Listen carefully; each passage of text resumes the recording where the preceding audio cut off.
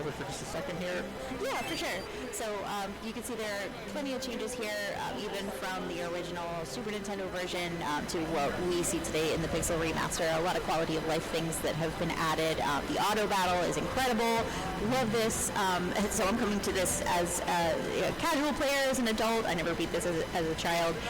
And technically still haven't beaten it, but the Pixel Remaster is so nice to play. If you haven't had a chance to check these out too, if you're a fan of the original games, the orchestration for the music in the Pixel Remasters is incredible. And look at those mind-boggling water effects. Alright, we are coming up on our first proper boss fight here, Carlibos, who is a big lobster monster. As a big lobster monster, he's very weak to lightning, so we're just going to turn everyone into black mages and spam lightning.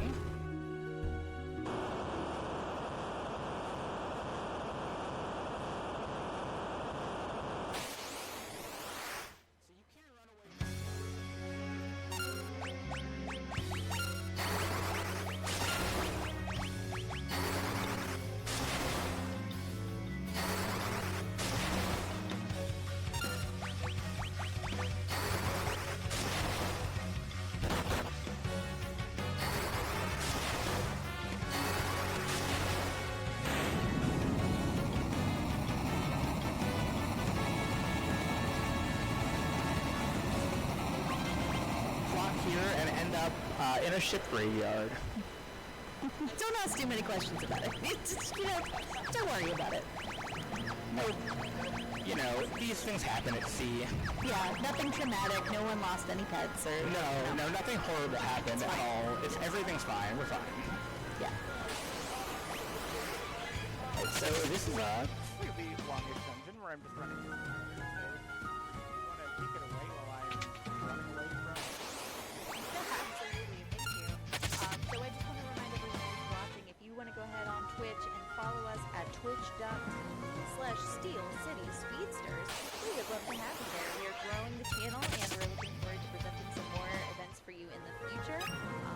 appreciate your support, your attention, and everything in between. So, yeah, hang out with us today and check out the schedule and make sure that link in chat so that you can see what else is going on for the rest of the event today. So one of the truisms of Pixel Remaster speedrunning is that these runs leave it kind of out of control. It's like Sonic the Hedgehog drank 8 Monster Energies. In the original version of Final Fantasy V, the sprint ability was actually just the ability that let you run at all.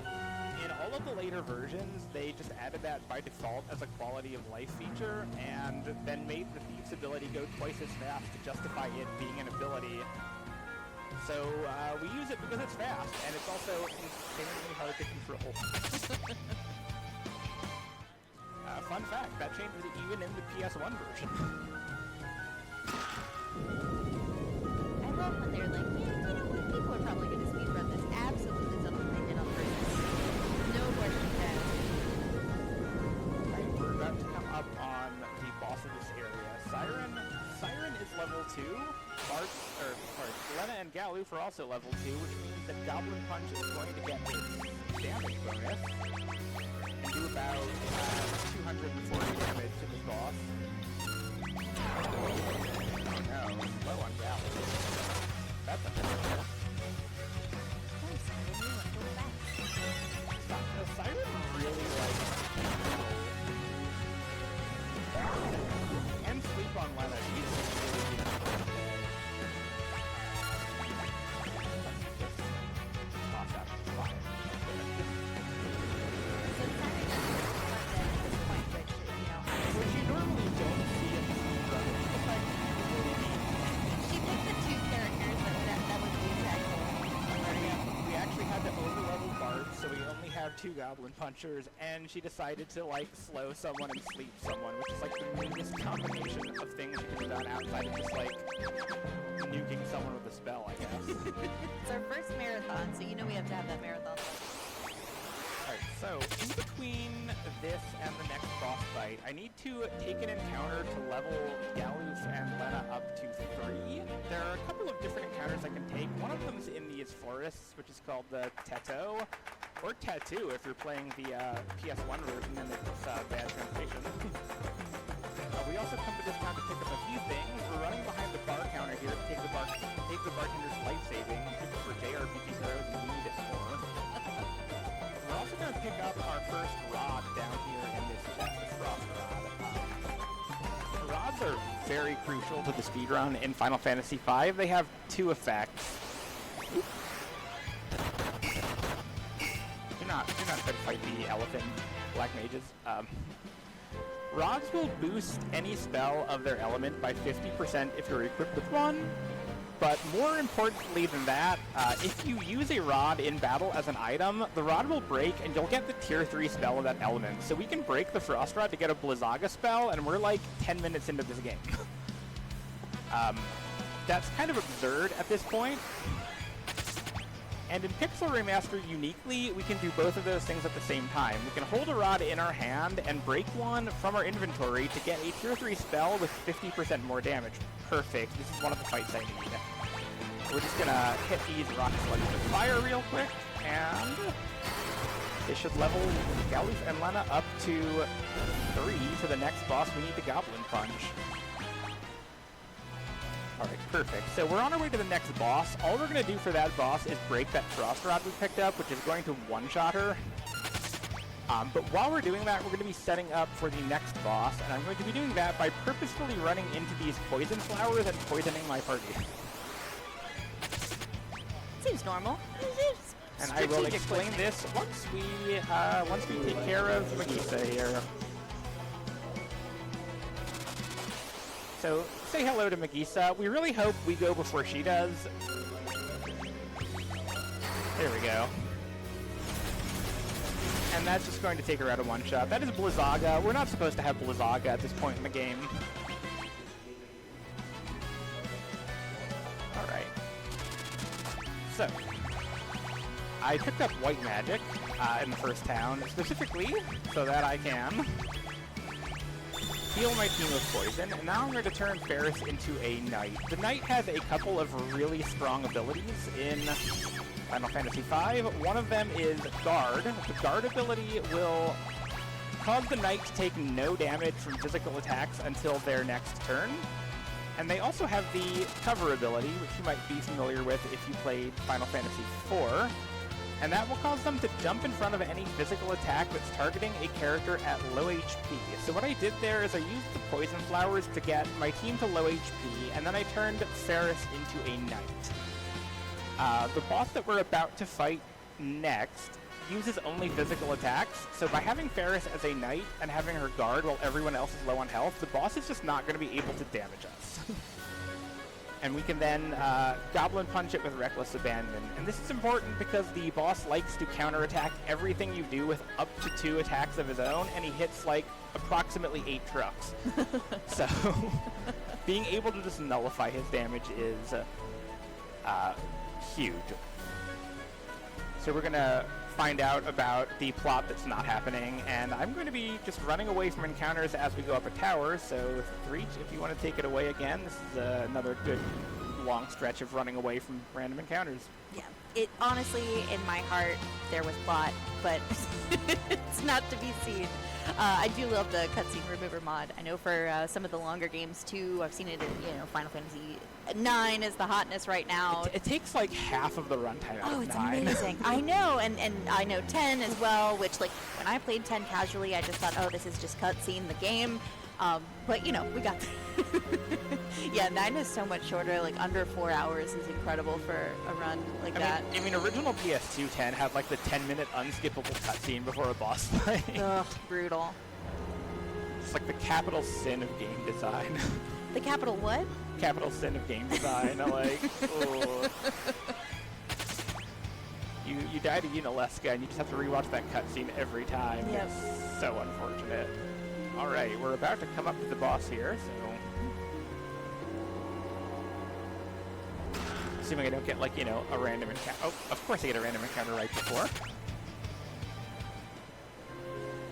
And here's Gorilla, the large elephant boss that we distinctly ran away from 2 seconds ago, and it's somehow at the top of this tower now. It's a fast elephant.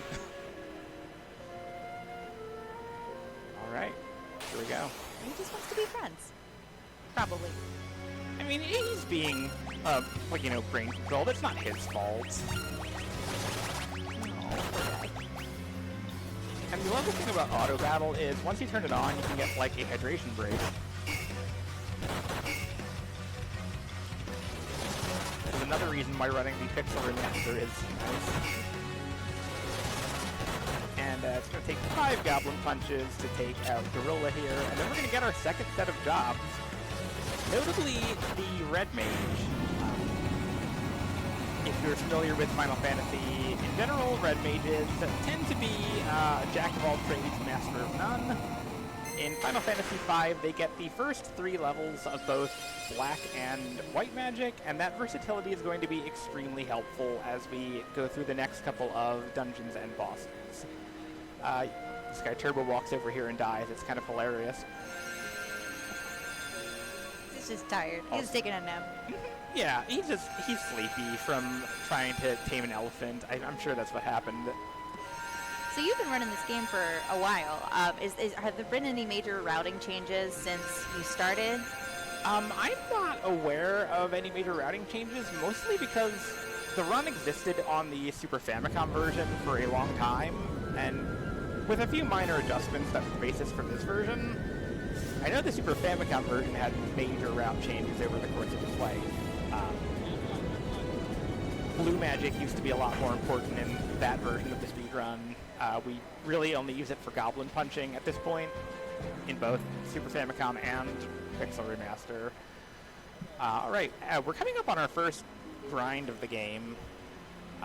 The area we're going to has forests, and in the forest every encounter is 5 wolves. Inside your forest there are 5 wolves, I guess. They're very weak to fire and they give very good rewards. We want to take out 5 groups of them to get the money we need to buy some things. I'm going to try to take out 2 groups of them just on my way to the next town here. So we're gonna swap you two out to red mages. Truly, who among us hasn't fought 25 wolves casually? Sometimes you need things, and that just requires you to fight 25 wolves.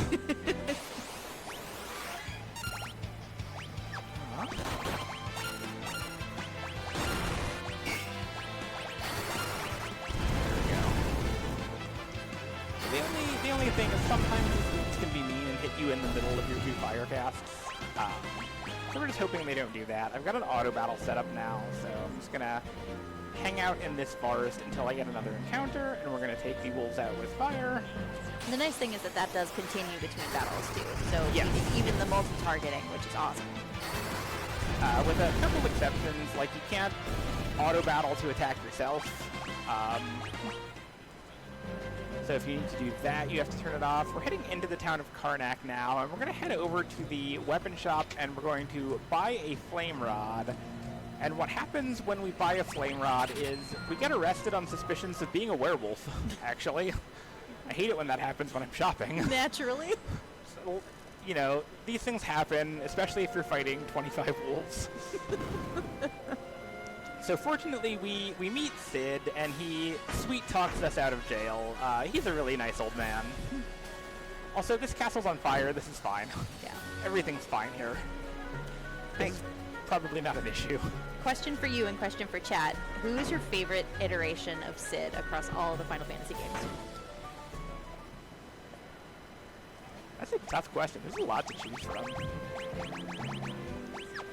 Yeah, I asked it and then I was like, I don't even think I have an answer for this. I mean, Final Fantasy IX Sid spends half the game as a bug, so, like, there's that. That's true. That's a pretty good one. I feel like I might be stepping in hot water here, but I think 14 Sid kind of has a... Like, the story is fun. I haven't played a ton of 14, but I've played enough of the story that I'm like, yeah, that's pretty fun. Are we counting tactics? Because, like, that Sid is basically Obi-Wan Kenobi. I'm going to say yes. Having not played tactics, yes. Come at me, chat. You can fight me. It's fine. Well, conveniently, it's getting a remaster in, like, a month. Oh, yeah, that's right. I love that. I love that there has been so much attention to these games, and you know, I mean, obviously they're huge. They sell really well. They're super popular, but it's nice to see Can you current imagine iteration. playing like all the Final Fantasies on your computer? Like I couldn't back in the day. Yeah. Even playing 3 was difficult. Right, and there we go. We've got 25 wolves already. Wasn't that quick? Wow, that's a speed run. It's almost like we did that on purpose. What? Alright, so I am buying a couple more spells. I'm buying the level 2... Please buy sleep. The level 2 fire spell and the sleep spell, as well as the raise spell, which is the life spell, if you're familiar with old Final Fantasy names. We are going to attempt to go into this door with thief movement. And we're just going to sell a bunch of stuff to this guy. 1 Phoenix down. Both of these ethers are broadswords. We don't need those anymore. We're going to buy 4 frost rods and 6 more flame rods. We're going to head into our next dungeon, the steamship.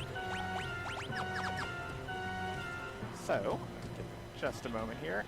And this is a long and slightly confusing dungeon the first time you play it. That's great because it gives me time to explain the boss fight in this area, the Liquid Flame.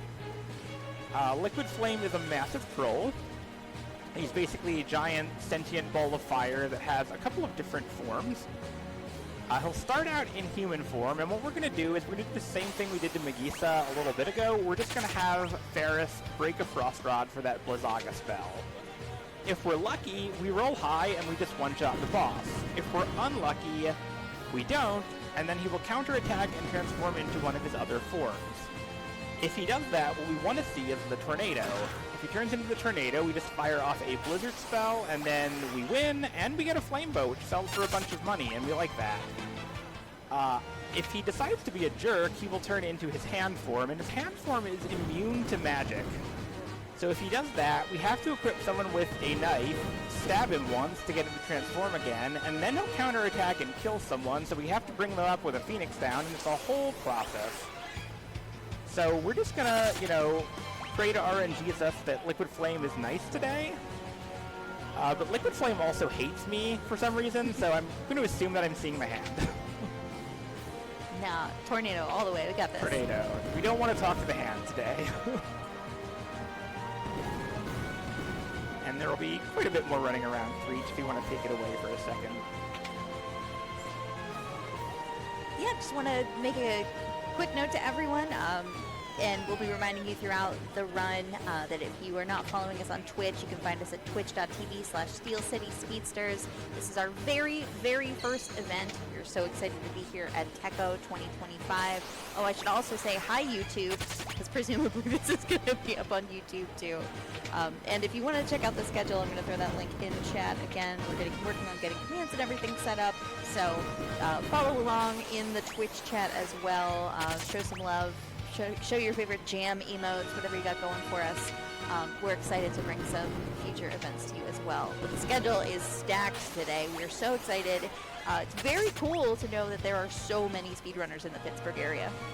You know what they say, 3 rivers united by gaming. I think that's actually on our flag, right? Do we have the same flag? I have no idea. All right, so we are coming up on our favorite troll boss in just a moment. I'm going to have Lena just bring everyone up to full there. Yay, red mages. They also get their, like, jaunty little, you know, hat feather. I love them. Oh, they're so good. The outfit is clutch. Red mages are, like, peak Final Fantasy fashion. Like, I will fight on that. All right. We're hoping for a high roll here. We did not get a high roll, so we're hoping for the tornado. Please be a tornado. Oh, no. We're talking to the hand. All right. Fine. Did we somehow speak this into existence? No, I told you, Liquid Flame just hates me. Oh, we do get the tornado anyway, though, so I guess I get the money drop. Fortunately, there's a free full heal after this boss fight, so it doesn't matter so much that he's a damn Lana.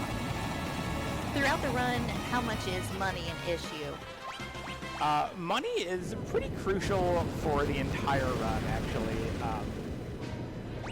for different reasons as we go along. Right now, we needed it to buy all of the rods that were breaking over top of enemies' heads. Oh, also, somehow beating this fireball has caused the castle to enter a critical self-destruct mode, so it's going to explode, and we only have 10 minutes to escape. Do you think we can do it? I don't know. I think between this and Castle Figaro in Final Fantasy VI, like, how are these buildings constructed? Who inspected them? I don't think any of this building is OSHA compliant. I didn't think that from the moment I set foot in it and everything was on fire. So as we're escaping this castle, we want to pick up 3 chests that each have 2,000 gil in them apiece. We're going to use that to buy our next batch of stuff. One of the things with Final Fantasy V is that you don't get money from bosses in this game, only from chests and random encounters. Also, the encounters in here are unrunnable, so we just have to fight them. Ideally, we just see a single wolf because it just runs away, but if we don't, then we can take out the wolves with Fyra, and then this commander here will run away. Like, of course we couldn't just have one wolf. It could never just be one wolf.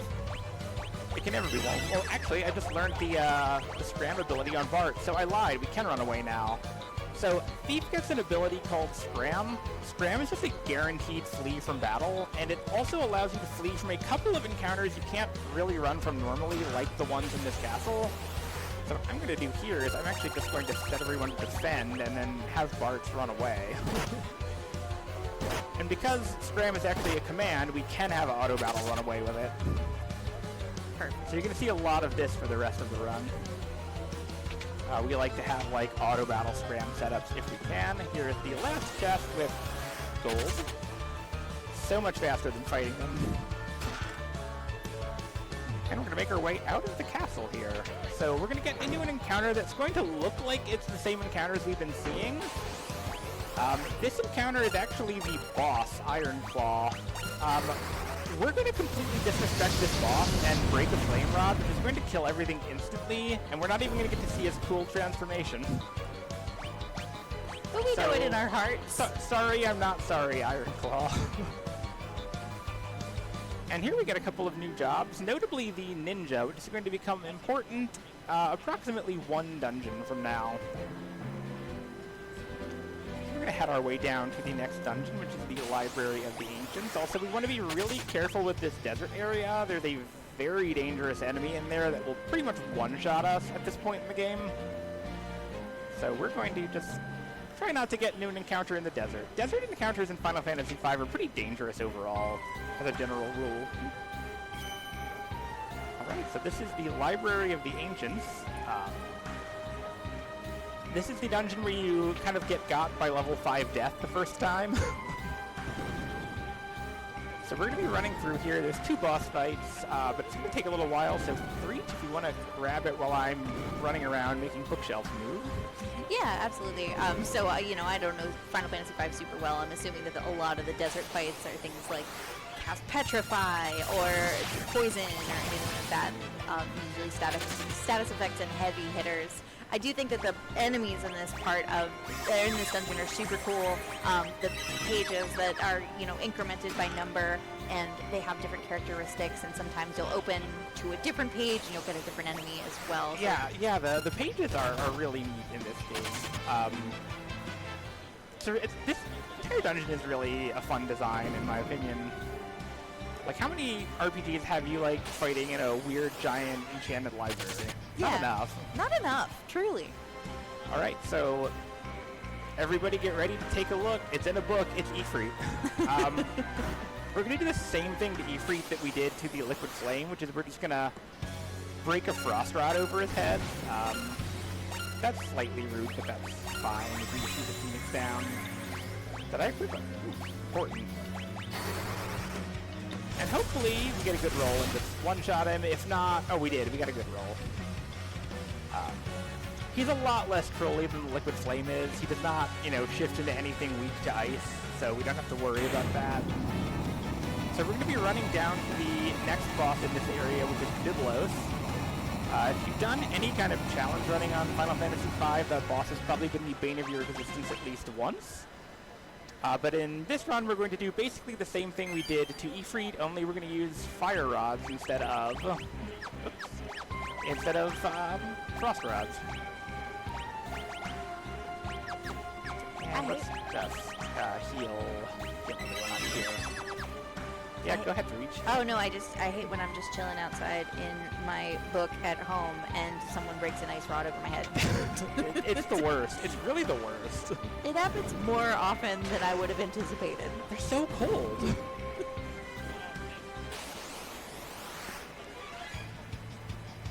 Alright, let's just get out of here.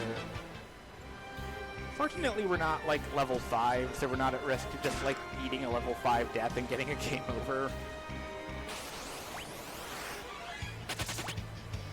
I think out of all of these, page 64 might be my favorite because it's in my category of favorite enemies, which is just a guy. Just a guy. Look at him. It's just like, yeah, I'm just kind of... You can't even, like, be bothered to come all the way out of the page, you know? Like... He's busy. It's a weekday. He just does not want to deal with this right now. Get a long commute. That's what I meant to do.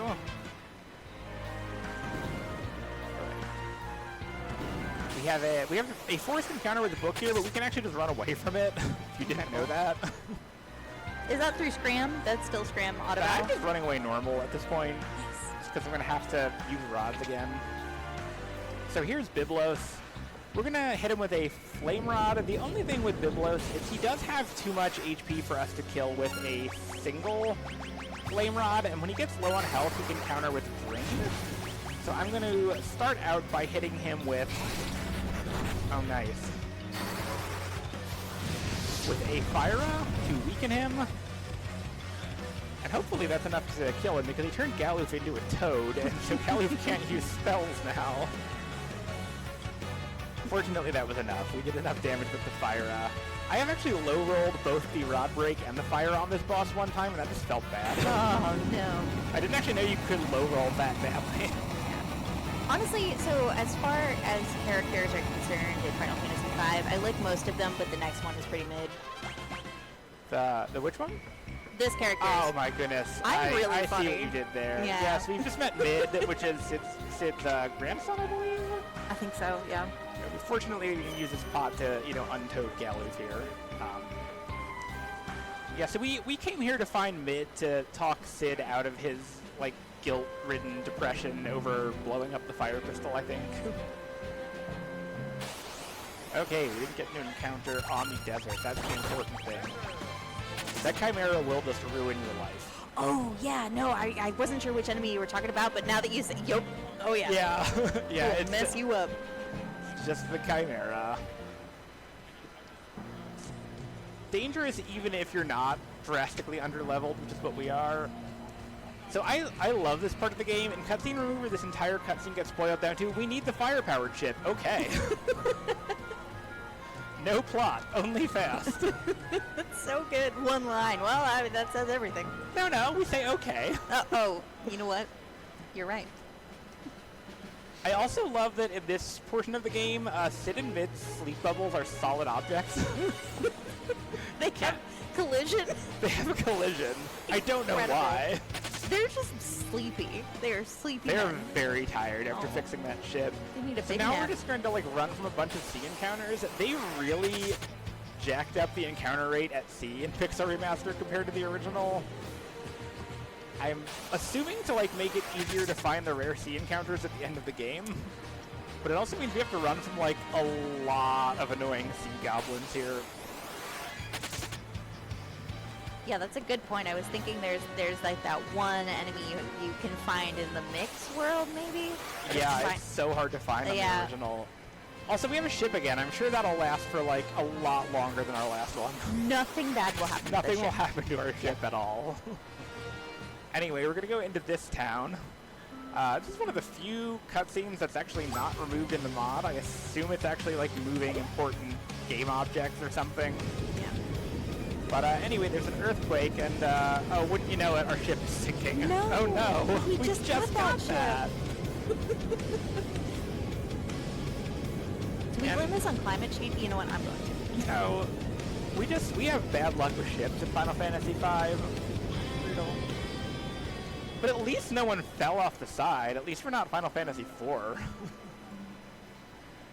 I think this game has a lot of dark, traumatic events that happen independent. Like, Final Fantasy IV had its moments, but this one is just super. It's personal and it's global. Like, there's a lot going on here. It's interesting because, like, Final Fantasy V has, like, the tone of, like, a Saturday morning cartoon, but when it gets, like, serious, it gets, like, really serious. Mm-hmm. Also, no argument in my mind, Final Fantasy V has the best Chocobo theme. Just that one little grunt at the beginning. Little Chocobo thing sings. It's pretty good. Yeah, so we tried to fly this Chocobo. It can't fly because it ate the crystals that flew apparently all the way across the world when the fire-powered ship blew up. And this thing just ate them because I guess it's secretly a cat or something. It's like, what is this? Should I put it in my mouth? No, Black Chocobo, you shouldn't put it in your mouth. I'm gonna put it in my mouth anyway. Okay. We're gonna play the classic cat game. What are you eating? What are you even eating? Alright, so now that we have the Black Chocobo, we can actually get to Bartz's hometown up here, which is, I believe it's called Lix. And this is important because Lix sells Ninja Scrolls. And Ninja Scrolls, if you are not familiar, are secretly one of the most broken things in Final Fantasy V. So I'm going to focus for 1 second so I don't buy the wrong type of scrolls. Because that's hard to back up. Sell an ether, sell you, sell that nice rainbow. We're going to buy 6 of the water scrolls and 45 of the lightning scrolls. And then we're going to change our jobs. We're coming up on our second grind session, which is the Black Flames. You're going to be a ninja with black magic, and you're going to be a bard. So we predominantly need Ferris to learn the bard's hide ability, which is just an ability that lets you completely nope out of combat. Just, you're untouchable until you decide not to be hiding anymore. Which I wish that's how hiding worked in real life. We call it the Edward special. Exactly, it is 100% the Edward ability from 4. Less spoony, I think. Regrettably. So we're going to take out Black Flames. In this island, every encounter, if you are not in the forest, is these 5 Black Flames, and we need to kill 9 of them to get the hide ability. And this is a perfect time to explain Final Fantasy V stat transfers, because it's highly relevant for ninjas. In Final Fantasy V, as you level up jobs, you get abilities that you can assign to other jobs. And one of the kind of secret things that the game doesn't really tell you is that a lot of abilities also come with stat bonuses. So if you, for example, learned the equipped swords ability from the knight and you give it to a mage, they would not only be able to use swords, they would also have the knight's strength stat, which is a lot higher than a mage's strength stat. Conversely, if we give a character black magic, we get the black mage's magic stat, and that is actually a huge deal, because these ninja scrolls are based on your magic stat, and the ninja's magic stat by default is quite low. If you give the ninja a magic ability, it basically turbocharges the damage from these scrolls, and we like that because they're cheaper than rods, they're faster than rods, and yeah, they are ridiculously overpowered if you know about the stat transfer. I think when you play Final Fantasy V, like, casually and get the ninja, you're excited about dual wielding, and then, like, after you've, like, played a couple of challenge runs, you're like, no, I want these scrolls, actually. There is one part, I think, so when you go between worlds, I was checking a walkthrough at some point, don't get mad at me, and they're like, yeah, this is the last time you're going to be able to buy scrolls for a while, and that always, you know, makes me worried, because I'm like, oh man, I don't like to miss things in games, so I bought a bunch of them, and then I was like the only thing I used in so many battles, because they just crush it. You know, it doesn't take that long to get scrolls back in World 2, it's just like a handful of fights. But like, yeah, you do lose access to the shop for a little bit. And there we go, we got what we need here, so we're gonna switch back to black mages real quick. You get a flame rod. We're going to be smashing a couple more rods on the next boss fight. So, swapping my characters over, and we're going to make Ferris a safety white mage. So we're going to fly our chocobo all the way back across the world to the library that we came from, and we're going to find out the plot that we've been skipping involves us trying to track down Lena's father, the King of Tycoon, and we're going to find out that he's been seen crossing the Desert of Shifting Sands. If you're a Final Fantasy IX fan, the Desert of Shifting Sands music is the Kuta's Palace theme, I believe. Wait, really? Yeah, they do a lot of cheeky little nods like that in 9. So we, in the course of getting the hide ability on Ferris, we also got the sprint ability on Bart, so he can use the thief movement even without having to be a thief. And we're also going to get the scram ability on Lena at the end of this boss fight, which is very good because the desert is the first area that has hard to run from encounters. So if you don't have scram, it takes like 8 minutes to run away from a fight. It's terrible. Also, this boss fight is not inspired by any notable science fiction work at all. Anyway, say hello to Shai-Hulud. I just see hole.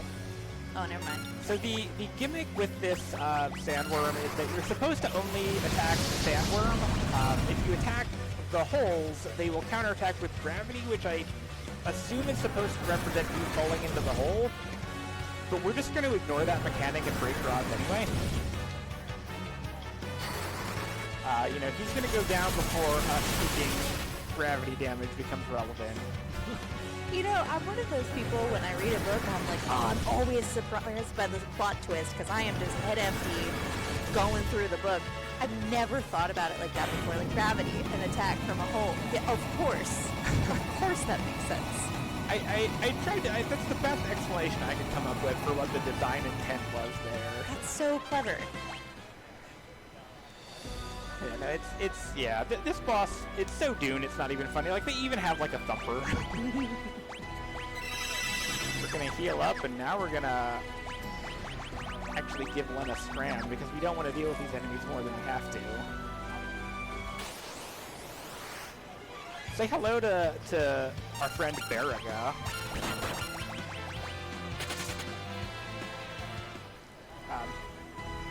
Yeah, so we don't really use Beastmaster in the speedrun, but Beastmaster is basically a Pokemon trainer. They just beat things up till they're, you know, almost dead, catch them, and, like, use them to fight enemies. And those bears do about as much damage as Tier 3 elemental spells, so they're affectionately known as Baraga, the strongest bear spell. Which, frankly, I think more Final Fantasies need bear spells. Agreed.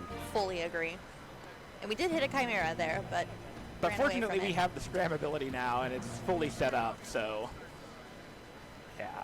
It's not fun if they go first and just, like, hit you with an AoE that, like, gives you a game over. Fortunately, this is Pixel Remaster, and it auto-saves, like, every 3 seconds, so it's not that big of a deal.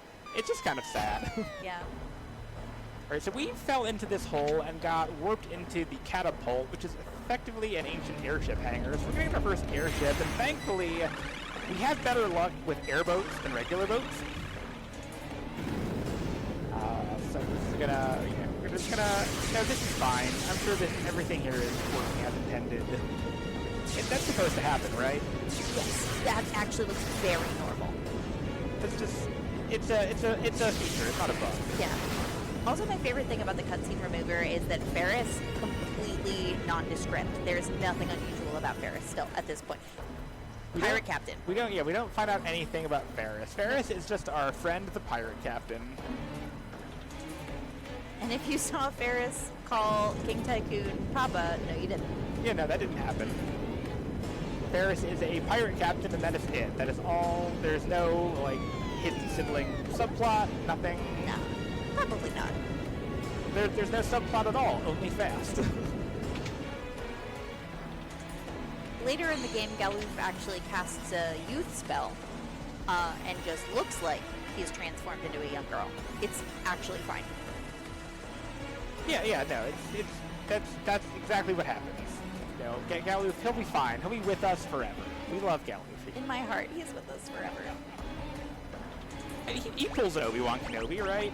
Alright, so we're going to change everyone to ninjas for this boss fight. Where is Ninja? There's Ninja. So the boss fight we're going to fight now is Crayclaw, who is just a souped-up version of the very first boss, Carlibos, and just as weak to lightning. So we're just going to make everyone ninjas and throw a bunch of lightning scrolls at him. Not water scroll, lightning scroll. Oh dear. Yeah, 2 lightning scrolls takes this boss out. They are really ridiculously overpowered if you give your ninjas black magic. And I really hope you like the lightning scroll animation, because we're going to be seeing that a lot. Alright, welcome to the first blatant filler section of Final Fantasy V. Where you're going to fly our airship back to this town that we were just at, and we're going to witness the Ronka ruins rising from underneath the desert here. So Ronka was like an ancient, blatant castle in the sky-inspired flying civilization, powered by the Earth Crystal, and they turned it off when they realized that, like, overusing the crystal would, like, cause it to break and make the city crash, which was wise, but someone's turned it back on, and that's bad. So now we gotta go back to the airship hangar where we were just at and talk to Sid again. This isn't filler at all, right? Right. Right. It's just important plot and gameplay. Cutscene remover really makes it obvious, like, how much you're just running back and forth to things at this point in the game. Oh, yeah. So Sid is like, yeah, I can reinforce your airship hull so it can fly higher, but I need adamantite, so can you go get some from that meteor that crashed? Yeah, you remember the meteors at the beginning of the game? Remember the meteors that we haven't seen crashing this entire game? Sorry, meteorites, because I feel like someone in astronomy is going to come after us. But it's true, they are actually correctly called meteorites. So we get the adamantite, but oh no, it's the adamantoise. So we're just gonna, you know, ignore the fact that this turtle is here and throw some lightning scrolls at him. Bye, adamantoise. Bye. Bosses at this stage of the game do not last very long. Ninjas with magic really are absurd. And terrifying. I would hate to fight a ninja with magic. I need to go back through and look at how long I have spent on my casual playthrough of this compared, and I know you've been speedrunning it for a while, but compared to 48 minutes of real time, like how far you've gotten. I'm like, this is probably... The Final Fantasy V was a game, like, the first time you played it, like, 40 hours, because you're, like, getting all the ridiculous abilities, and then, like, it steadily goes down every time you replay it. Alright, we can now go up to the Ronka Ruins, and we're going to have to take out its defense system, which consists of 2 pairs of flamethrowers, 2 pairs of rocket launchers, and the main gun. So we're just going to continue throwing lightning scrolls with reckless abandon. So you bought 44? About like 45. Yeah. It's probably a little bit extra, but just in case, having like 1 or 2 extra is not a bad idea. Alright. So 2 more of these things, and we're going to fight the main gun, the soul cannon. Alrighty. And there's the last set of side launchers. Here comes the main gun. Can you guess what we're going to do to it? Oh, lightning scroll? If your guess was lightning scroll, that's correct.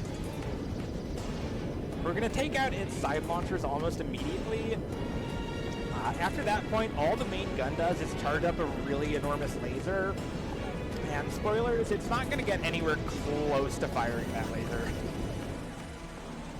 It's the thought that counts. You know, you try to fire your laser, but sometimes ninjas say no. So yeah, there's the 2 side launchers have already gone down to lightning scrolls, so, you know, it's trying. It's putting in its best effort, and that's what's important.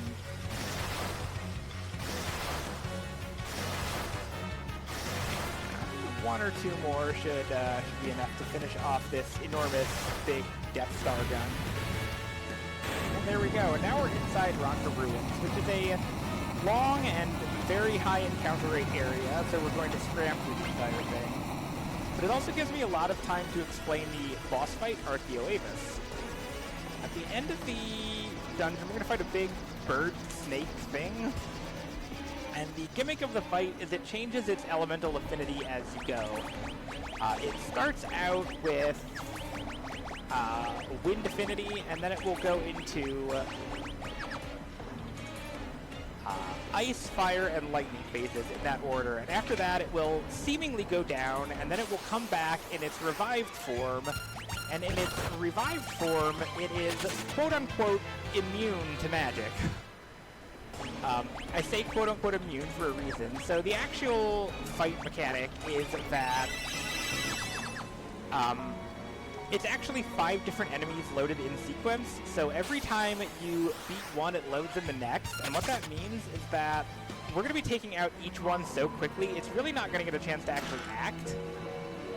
We're going to take out the wind, ice, and fire forms using lightning scrolls, then we're going to switch over to water scrolls for the lightning form, because that absorbs lightning. And then we'll get to its quote-unquote magic immune form. So it's not actually immune to magic, it just has a very high magic defense stat, and it's immune to fire, ice, lightning, wind, and earth damage. Notably, that list of things it's immune to doesn't include water. Yeah, I was looking for one missing there. And ninjas actually have a water scroll that deals water damage, and with black magic, they have a ridiculous enough magic stat to get through its high magic defense. So we're going to use water scrolls as well as shuriken we're going to pick up here in the ruins itself to take out the final form of the fight and ignore its magic immune gimmick entirely through the power of being ridiculous ninjas. So we still have a lot of running away to do, Threach, if you want to take over for a second. Sure, no problem. Is there an equivalent, you know how Final Fantasy VI has like a Moogle charm and there's enemy away, I think, or something like that in Final Fantasy VII. Is there any sort of non-encounter ability or item that you can use in this game? Haha, nope. At least not in this. I think the Game Boy Advance version might actually have one on one of the new jobs they added, but definitely not vanilla. Gotcha. Yeah, no, this is... I remember leveling up a lot in this place, in the Rocker Ruins specifically, and I had to look at when this was released, because I was like, was this before Chrono Trigger? And it sure was. Yep. Yep. So we have a lot of encounters in this dungeon. I would Moogle Charm would be lovely in Final Fantasy V. Unfortunately, they don't want to give us that quality of life. I mean, we do have boost, but that's not allowed in this category. Pixel Remaster does let you turn off encounters as part of like the quality of life things they added. Also, kind of curiously, the encounter RNG in Pixel Remaster is a lot less random than in previous versions of the game. And you kind of, on average, tend to get a lot more encounters than you do in the Super Nintendo version. With the caveat that, like, you know, in the Super Famicom version, you can, like, get, like, 2 encounters, like, back-to-back very quickly, but... Alright, we're, actually at the boss, finally. Everyone say hello to a big, you know, bird snake. He's just a little guy. Harmless. He's just a silly little bird snake. Oh, it's so cute. And, I mean, as we discussed earlier, snakes are basically just long geese. Look, it's honking. Exactly. So it's going to take 9 lightning storms, and then I'm going to switch over to the water ones. You kind of see like a little pause in the ATV, and that is it loading. Okay. That's it loading the next form. That's the only indication you get that that's what it's actually doing. Oh, wow. There's like a little hiccup in like the ATV when it happens. So it's very under the hood what is Final Fantasy V actually doing here. I'm asking myself that all the So time. here it looks like Wand is going to revive itself into the quote-unquote magic immune form. The magic immune form is also very, very weak to physical, so we're also just going to throw the shuriken I picked up in a treasure chest a little bit ago in that side room.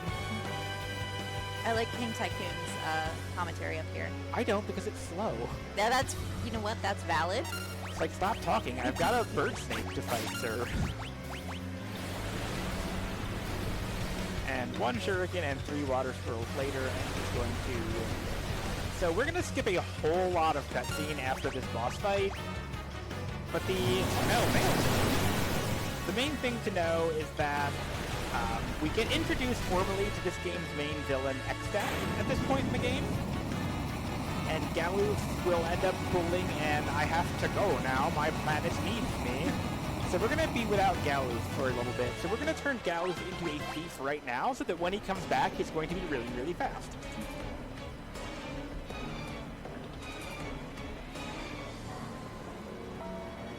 Ignore this. Nothing's going on with Ferris and Lena. Nothing at all. Yeah, probably fine. Thief. And this cutscene in Cutscene Remover basically boils down to, here's jobs. So we get our last 4 jobs here. This includes the 2 jobs that are essentially the backbone of the rest of the run, the Samurai and the Chemist. Samurai is going to be very useful right away. Chemist needs to cook a little bit. We actually need to get Chemist to job level 2 before they're useful to us. So Galoof has, you know, left to go to his own planet, and we decided, you know what, we're going to follow him. Whatever's going on, we need to see this through. So we're going to go talk to Sid and Mid and find out how we can go to another planet. Because apparently they just know that. We've had one, yes, but what about second planet?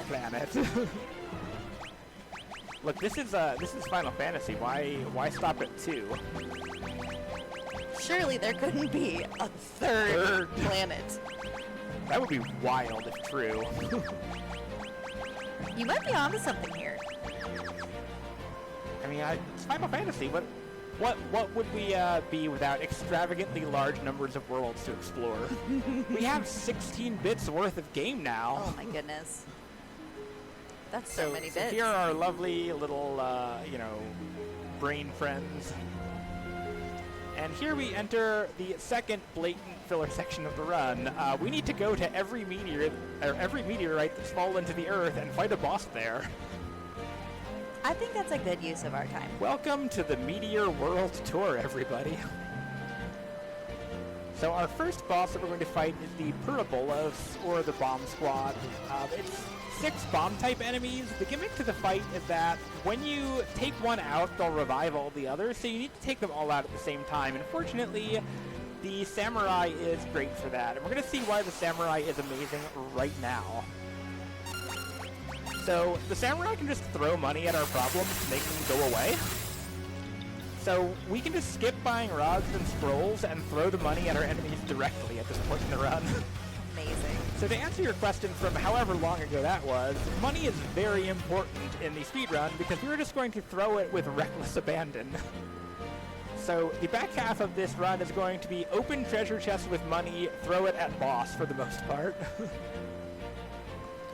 There's some nuance, but we'll get to that later. Throw money at your problems.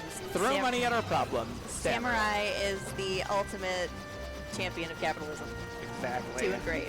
Samurai is capitalism distilled down to its purest form.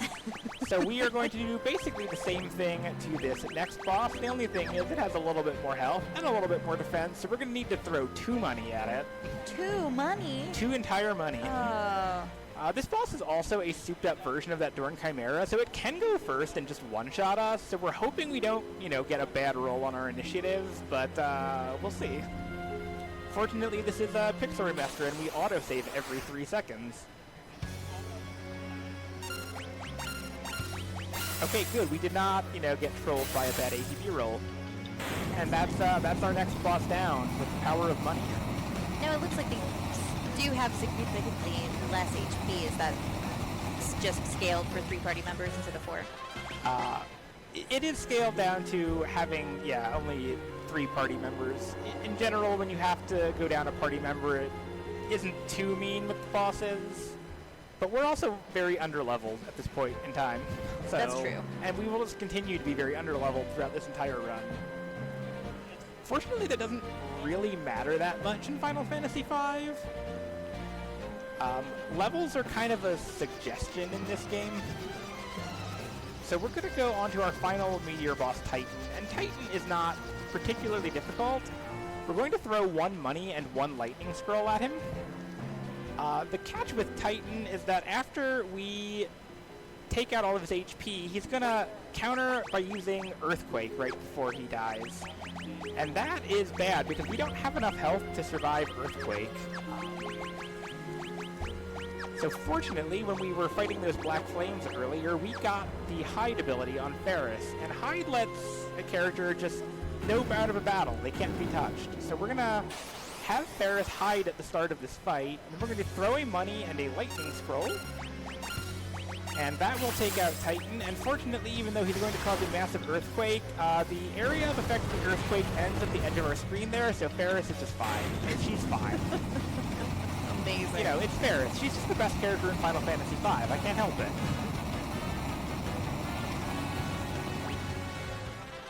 Please disintegrate faster, Titan. So 2 of our characters are KO'd right now, but that's a complete non-issue because the very next plot event requires us to use a tent to proceed. So we're just going to get a full heal anyway.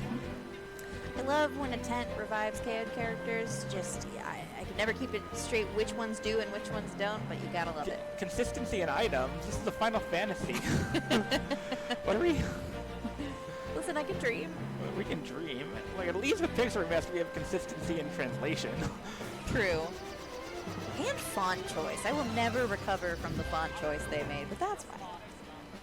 Oh my goodness. I'm trying to remember what the holy spell is called in any given old Final Fantasy translation. Oh, yeah.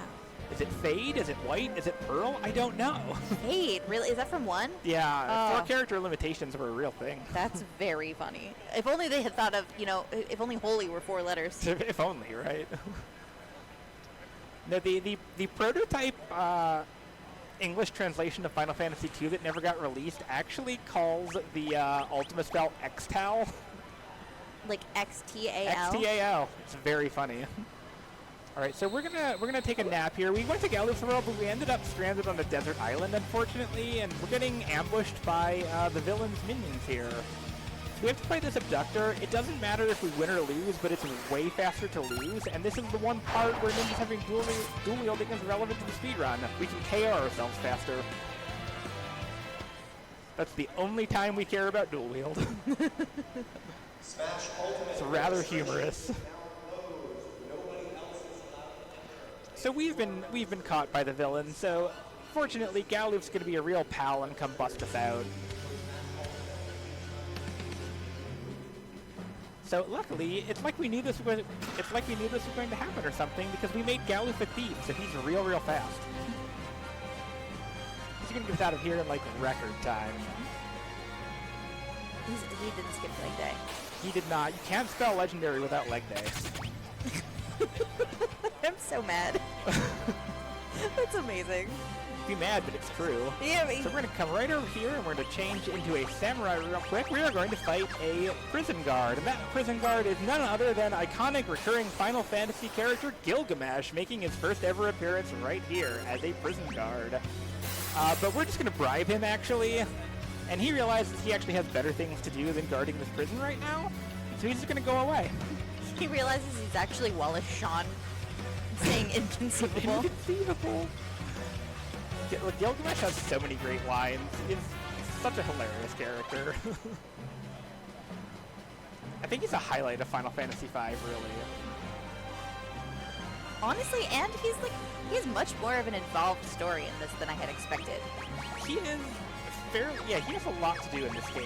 So we're gonna head to probably the most iconic moment of Final Fantasy V, the battle on the big bridge. Oh, the music is so good. The music is a total bop. We're also going to fight Gilgamesh for realsies our first time, and all we're gonna do is throw a lot of money at him. We will continue to convince Gilgamesh that he has better places to be than on this bridge. Also, I love this. Can't let him see me. Faceplant. I don't know why. That part of the game brings me such joy. It's like 3 seconds at most. Those are the moments, though. Those are the great parts. Just like the animation of Bart skidding face down on the floor. So this is the big bridge. Quirky thing about the encounters on the big bridge is that they're actually not random. They're triggered by walking over specific tiles. This one's unavoidable, so we're just going to take it out with a lightning scroll. All of the other ones you can avoid by moving the correct way. Also, I don't know why ATV likes to not let Bart select an action on this fight. It's really weird.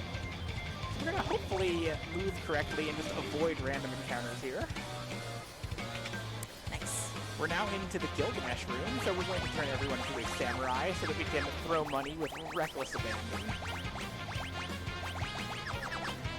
So Gilgamesh, once we do about 2/3 of his health and damage, will start buffing himself, but we don't actually get any rewards for finishing this fight, so it doesn't really matter if he takes anyone out, as long as he doesn't take everyone out. Which usually doesn't happen. Wait, enough of this. I made an error of judgment.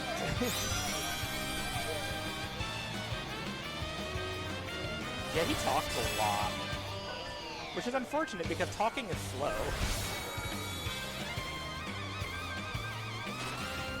And now he just starts jumping. So hopefully we'll be fine here. That should... Yep, we're good. Yeah. He can be a little bit trolly sometimes if he, jumps a bunch of characters at once, but usually that doesn't happen. Usually it's fine. Okay, this is the tricky one to dodge. It is. There we go. They're on spots? They are on specific tiles will trigger encounters. So if you know what those tiles are, you can walk around them. Amazing. Okay, how do you say this character's name? Trial. Okay. The biggest, or Kara, if you want to go by, Super Famicom translation. And we're gonna, we fail to get off the bridge before the barrier goes up. We kind of get just blasted to the other end of the world. So we're gonna have a very, very long streak of running from combats here. So if you have anything that takes a long time to say, now is the time to say it. You are talking to the queen of extemporaneous speaking. No, given everyone sort of a summary, we're about an hour into the run. And I think we probably got, like, how much time do you think at this point?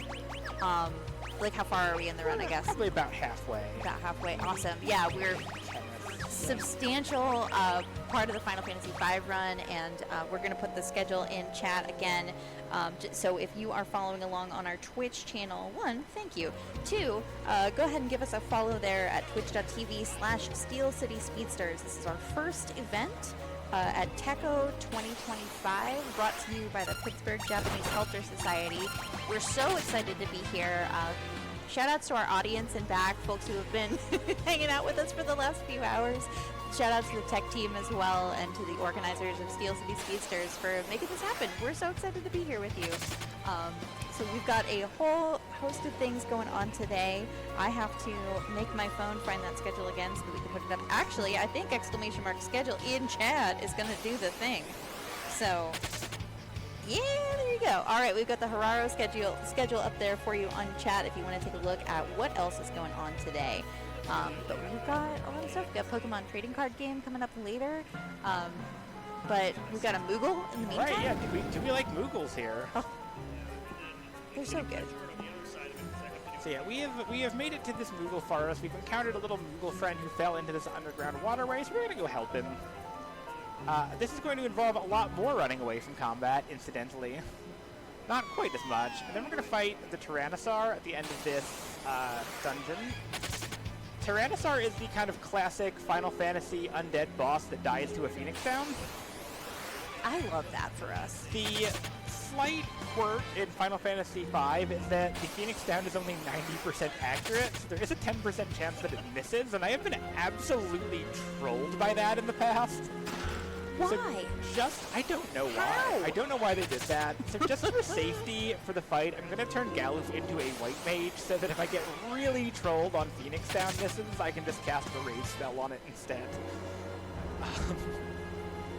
Yeah, I had a run where, like, I missed 3 of them in a row, and it felt really bad. And if you, like, have to reload a save, you start at the beginning of this waterway. And then you have to run through the whole thing again, and it feels so bad.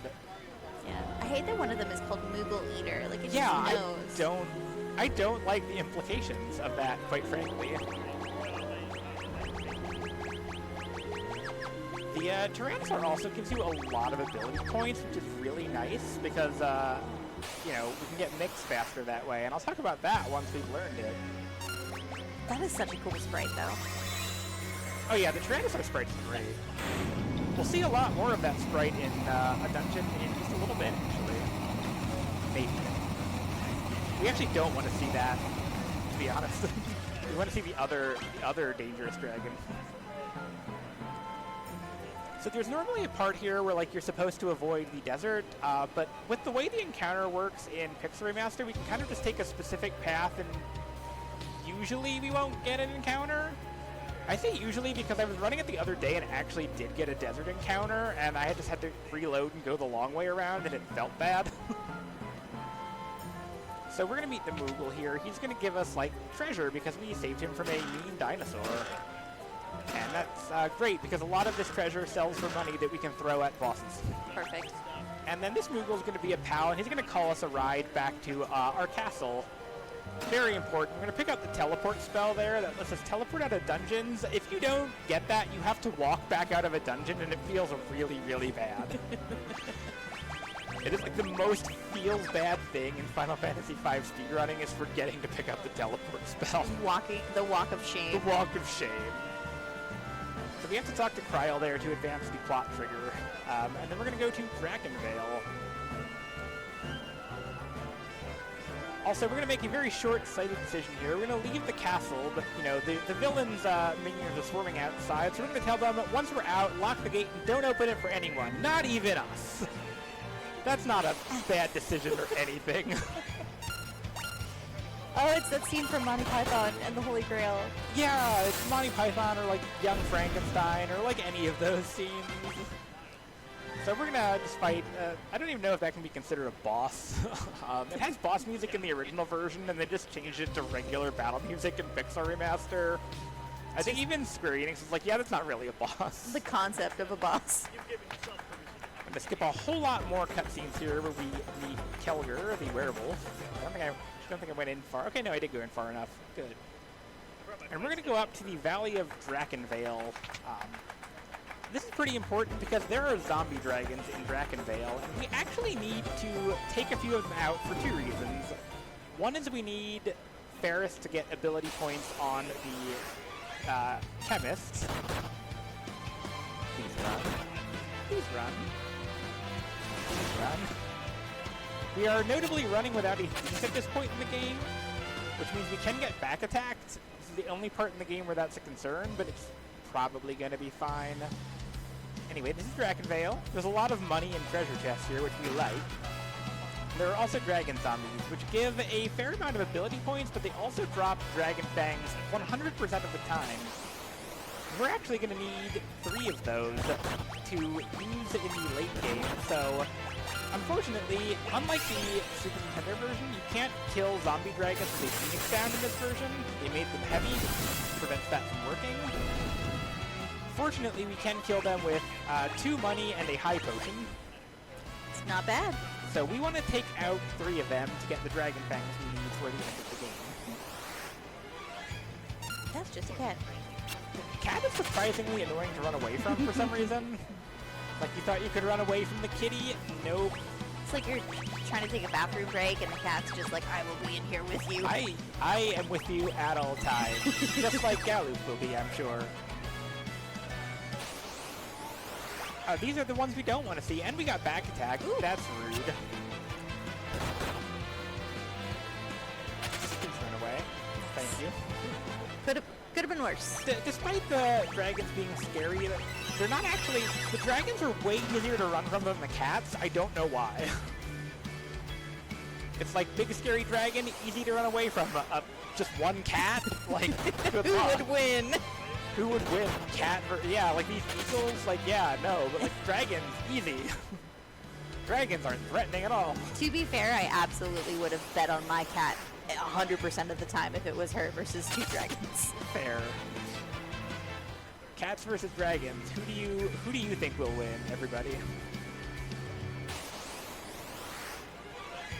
Okay, good. Another one. We only need 1 more after this. So notably, we actually need 7 ability points on Ferris. And dragons will give you 3 ability points if they come with friends and 2 if they're alone. So if we get 3 solo dragons, we actually have to take an extra one to get the ability points we need. Also, that guy poisoned me. That was rude. We don't like being poisoned here. Just extra menus. It's not fair. That dragon should know better. Right. Oh no, it's the golem. We're just gonna leave him. I'm sure he'll be fine on his own. So that we're picking up the bone mail. The bone mail is a very curious piece of equipment in Final Fantasy V. It gives you a lot of defense and a lot of status immunities, but it also makes you undead, which means that healing items will hurt you instead. It's actually really relevant because there's a couple of points in this speedrun where we want to actually have our characters take themselves out, and the bone mail is a very, very fast way to do that. Interesting. It also just provides a lot of defense, so even though we're under-leveled, if we have it equipped, we stand a pretty good chance of being able to survive hits. So sometimes we'll actually just use it for the defense and not, you know, insane speedrun shenanigans.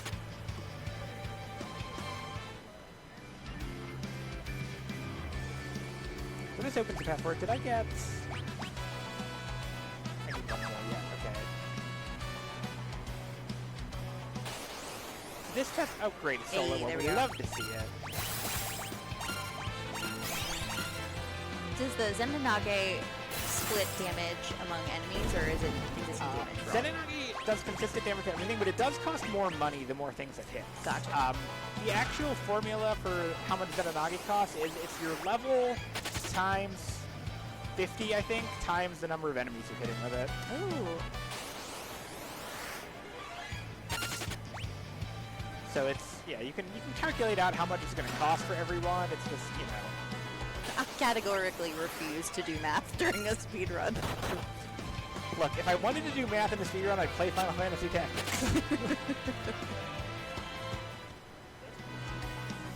I just need to know that I have enough money to throw. bone dragons, please go away. So we're going to fight the dragon pod here. We're just going to throw a lot of money at it. Apparently we can bribe plants.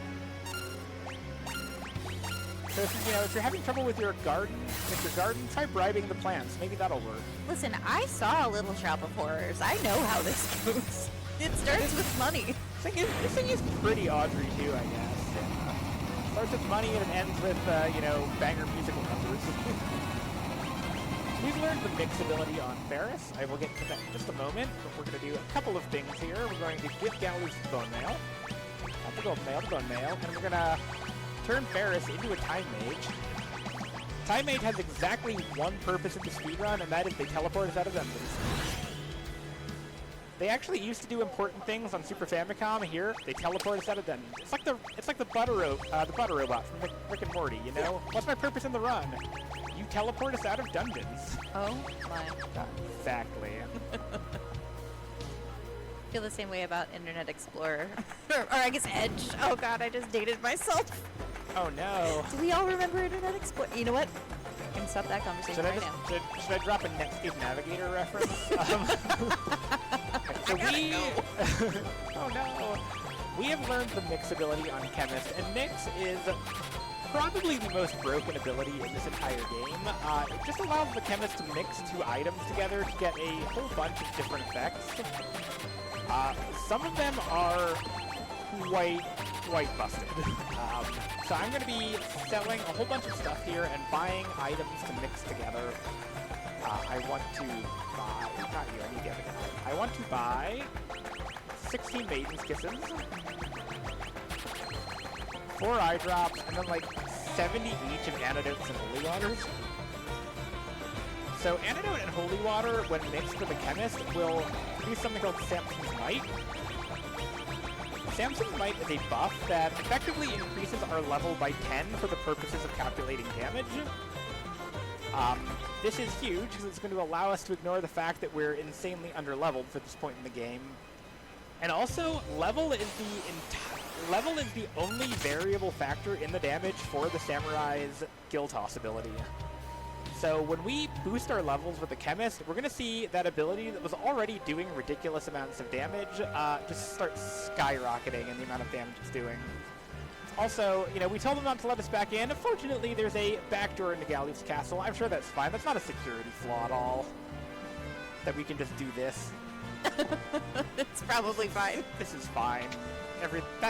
Nothing is problematic about that. They spent all of their budget for the castle on like the fancy decorations and everything, and they're like, oh yeah, we just didn't put the wall. Also, shout outs to the guards who we told not to let us back in, who saw us walking around and didn't question that. They're very good at their jobs. They don't get paid enough. They're like, I'm not. Well, if you get paid too much for Final Fantasy V, you die. Haven't you been paying attention to this run? So we are attempting to visit Sage Ito, who we've been told wants to talk to us, but as soon as we set foot on this island, the villain's actually going to sink the island. So we can't go see him right now. So instead we're going to go and meet up with Galuf's old buddy Zayza, who is attacking Exdeath's castle. So we're gonna help him out with that. Also, I love this Windrake sprite. I love it so much, and I'm nothing bad has happened with the Windrakes this whole time. The Windrakes are great.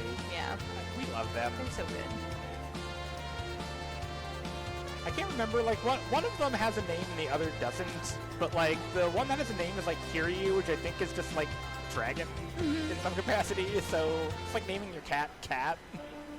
To be fair, it's a good name. So we're gonna go under, under the ship decks here and take a nap real quick while Zayza's preparing his attack, and, wouldn't you know it, while we take a nap, the ship's going to get attacked by our good buddy Gilgamesh. What is going on with our luck with ships today? This one's just getting attacked. It's going to be fine. This one probably won't sink. We hope. We've had luck with airboats, at least. I mean, we left our airboat back in, alright, So, it's fine if we have to take an extra encounter here, because we actually, at some point in the run, need one extra fight on Ferris for her to get the ability points she needs on a samurai, so if we have to take one there, that's perfectly fine. These are very expensive goblins to fight, though. True. And now we're gonna fight our good buddy Gilgamesh here on the boat. So the first thing we're gonna do in this fight, we're gonna have Galoof take himself out with a high potion, or we're gonna have somebody take Galoof out with a high potion at least. And then we're gonna have Ferris mix up a Phoenix Down with a Dark Matter, and that's gonna make a Death Potion. And that's just gonna kill Gilgamesh. Just instantly. He's just gone. And yeah, if you've played Final Fantasy V, you know there's like, more battles with Gilgamesh. We don't see those battles. He's dead for real. We actually killed him for real.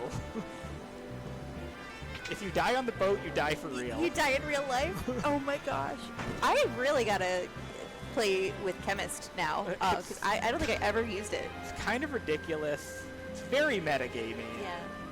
So our good friend Zayza has a submarine, actually, which I'm sure is up to code. So we're actually, his plan was not actually to attack the castle. His plan has been to attack the barrier's relay tower, so that he can, so that he can break the barrier that Xdeath put over his castle a little bit ago, so that we can get in and fight Xdeath. I actually don't believe you that there is a plot. Yeah, you're right. I'm probably making this all up as I go. You're just... Is there a plot? I don't know. We're in a tower. That's the plot. Yeah. We're in a tower getting money, and we're going to fight a giant interdimensional maw at the top. Spoilers for like 3 seconds from now. There are Not actually gas 3 enemies, seconds, you know, neon. Yeah, neon. We have neons in here. You've got Pokemon. Oh, wait, what? And we got little magnet guys. They're kind of adorable. There's like, there's giants further up here, maybe. And look at that guy. He's like, I'm gonna get ya. Gravitator. Some of the enemy sprays in this game are pretty great. They are. The design is I incredible. think that's a truism of a lot of old Final Fantasies. And then that's just a screen on a pole. I think. That's just like a walking television. Someone's gotta. Like that guy's got a big axe. Like he knows what's up. I love the magnetites. Oh my goch, they're so cute. Magnetites are very adorable. 10 floors up a tower. Oh, I love tower dungeons in RPGs. it's like an auto scroller, but maybe worse. Tower dungeons, basically an auto scroller. You heard it here first, folks. Probably. Shout out to Fanatic's Tower in Final Fantasy VI that you can't use a warp spell out of, so you have to go down all of the. So rude. Ridiculous. Alright, I'm gonna make you a chemist so that you can actually learn the mix ability. And here we have a Tomos. So the gimmick with a Tomos is that he will normally start out by just pelting you with combat spells until someone goes down. Once someone goes down, he will just start trying to eat them slowly. So we kind of like skipped the combat spam phase by just coming in with Galoof already taking a dirt nap here. Oh no, Sloga. Hopefully this will be fine. It's gonna be tight. So you can see I'm mixing Samson's Might onto Lena and having her throw money, and you can just see the damage of this is skyrocketing. So hopefully one more hit should do it. I think we should be fine. Hold. Thank goodness that doesn't actually affect Gilstock. I didn't know we could use that. Galoof scooting along the ground there reminds me of parts in the dungeon of just like, I can't be seen. I can't be seen. Face plant. It's a little bit less voluntary. So there's a very weird quirk with the Pixel Remaster, or not the Pixel Remaster, but the Cutscene Remover mod. We're supposed to get a full heal after this fight, and we do, but like Galoof is like fully healed and also still dead somehow because of the mod. Oh. It's bizarre. Fortunately, it doesn't actually affect anything materially. It's just cosmetic? It's just, I mean, Galoof is actually like KO'd. Like the first time we get into a fight, his HP will drop to 0, but like that doesn't impact the routing, fortunately. Interesting. So like a couple months ago, Pixel Remaster had an update that actually broke the Cutscene Remover mod, and that's sort of a bug with like the latest version that was like, you know, added to like work again with the new patch on Pixel Remaster, so... I like dark aspic. Yeah, like, an aspic is already a disgusting kind of a food, and like, I don't even want to know what a dark aspic is. Like, it's already inedible and like a culinary sin, like... It's like colored with squid ink or something. Oh, no. No, hard pass. All right. I don't need the meat jello. Like, I just don't. I would try one out of curiosity. Like, to be completely honest with you, I'd try an aspic. I feel like I have standards. Like, not many of them, but I do have them. Well, I feel like that's a you problem. You're right, I should have less standards. Threach. Also, we're in Pittsburgh. You can just throw some french fries on it and call it a day. That's true. We can put Our french fries on solution. everything here. Yeah, this is the third most blatant filler portion of the game. We're running through a dungeon with, like, no treasures, and, like, 90% of the fights are this, like, old guy who has, like, way too much health and gives you, like, almost no experience or anything. And if we don't have teleport, we have to walk back out of this one, too. That isn't really relevant for the speedrun, but if you do, like, 4-Job Fiesta, it just, like, feels so bad having to walk back out of this dungeon. Yeah. Like, there's so much nothing here. Like, at least Dragonvale, the enemies give you good experience. This is like a tower dungeon in spirit. This is like, if there's one part of this game that I could just remove from this game entirely, it's this entire dungeon. Also, this is Sage Guido. He's a turtle. This is the only time we're going to see him. Cutscene remover kind of just means he's never on screen at any point in the game. It's kind of a shame. We're just going to walk up, we're going to get an item, and then teleport out before he manages to become on screen, just completely disrespecting this turtle. But we did get Bye. a We don't need to see you, actually. We just need your stick. Just give us the stuff so we can go. Give us progression. We just need to plot. And by plot, I mean fast, because there is no plot, only fast.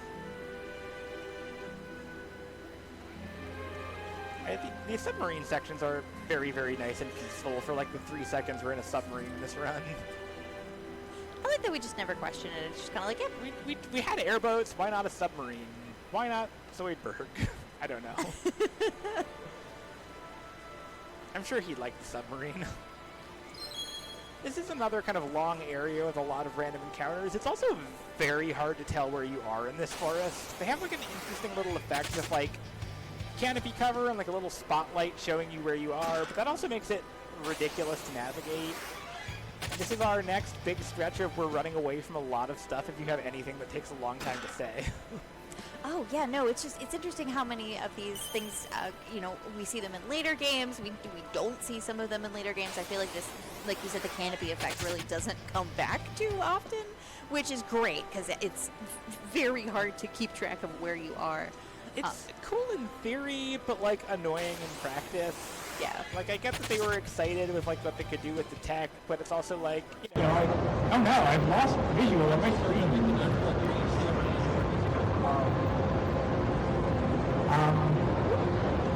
Oh, there we go. Fortunately, we have an auto route set up, so. This is actually, I was running a practice run the other day, and the power actually went out while I was playing. And I was on my laptop, so it was fine, but like the monitor like went out, so I was kind of like doing it blind for a second, and the power came back on. So it's the first time I've had to deal with that running this.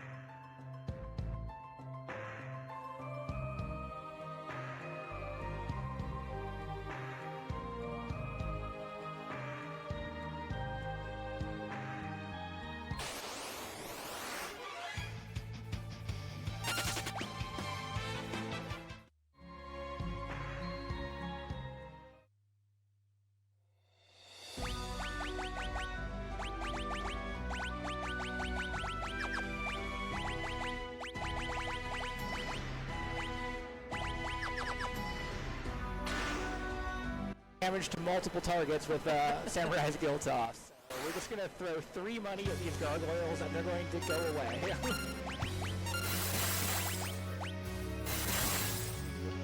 And there we go. No more gargoyles. Amazing. So we're actually in the final act of the game. The general idea in this act is we're doing the 4 elemental dungeons to get the 4 tablets that will allow you to unlock the sealed weapons. However, a lot like Final Fantasy VI, we don't need to do most of it. Once we do this dungeon, the final dungeon opens up, so we're just going to skip the rest of it and go right to the end. Who needs plot? This is cutscene remover. Exactly. I mean, even if you're not doing cutscene remover, you don't need to do any of that stuff. You can just ignore it. So we've moved the bone mail over to Ferris in the meantime. Yeah, Ferris is going to be defending our characters. We're going to just keep Mix on for 1 second. So this room releases snakes. So just in case, yep, it's a little hard to see them to avoid them, but they're undead. So we can actually just mix a potion and an ether piece, and that will just make an X potion which kills these snakes instantly. So that's why I left Mix there. Oh, I need to hit the button. So this room has a fairly annoying beginner's trap. If you wait for too long, this staircase will just turn into a ramp and drop you into poison spikes. But we actually like poison spikes because it's an easy way to get cover guard set up with the knight. So that we don't have to worry about our characters taking damage. Welcome to the most annoying room in the entire game, by the way. Oh no. We just need to dodge these things. If we get into a battle, we just have to reload because they're unrunnable. So the very nice thing is that, like, you can't actually get into a fight with them unless you're looking at them. If you can't see them, they can't see you unless they can't fight you. That's how that works. So we have gotten our characters low. We are going to fight a bunch of mummies right here really quickly, but, you know, being that they're mummies, they're very dried out. So all we're going to do is we're going to have Kryl break a flame rod, and that's going to just take out these mummies in 1 shot. Amazing. And there we go, that's mummies. That's all we need to do for mummies. Mummies are very, very flammable. Don't ask me how I know or why I'm not allowed in the museum. Now we can get a nice... Ooh, we got Sekhmet here. This is a weird encounter. Like, this is the only one in the game. If you beat him, like, you can never encounter another one. It's actually, if you played Final Fantasy VIII, you know the brother summon, that's one of the brothers. Yep. It took me, like, way too long to realize that the brothers were the Minotaur brothers in this game. I will fully admit to my, being a little slow on that one. So we're just gonna run through this dungeon, pick up a few chests that have a bunch of money in them. This is another good time if there's any long things that need said. We have a lot of running through dungeons, opening chests. No, I mean, that's what the game is all about. Really, the message of Final Fantasy V is run through dungeons and collect chests. I just want to say thank you again to everyone in the audience who's been watching, all of our viewers on Twitch right now. Thank you so much for checking out our inaugural speedrun marathon on behalf of Steel City Speedsters. Give us a follow. You can use !Discord to be part of the Discord if you're local and you want to get in on the action. You can also use !Schedule to see what else we've got on the docket for today. We've got a ton of runs coming up, and we are so excited to bring them to you. So excited to open up the marathon also with Foxy's run of Final Fantasy V. So thanks, Foxy, for being part of it. We're super Also, pumped. do not try to use thief movement on this section. Oh, You'll no. just fall into holes. No, is it a B to run kind of thing? Yeah, it's a hold cancel to run, thankfully. Gotcha.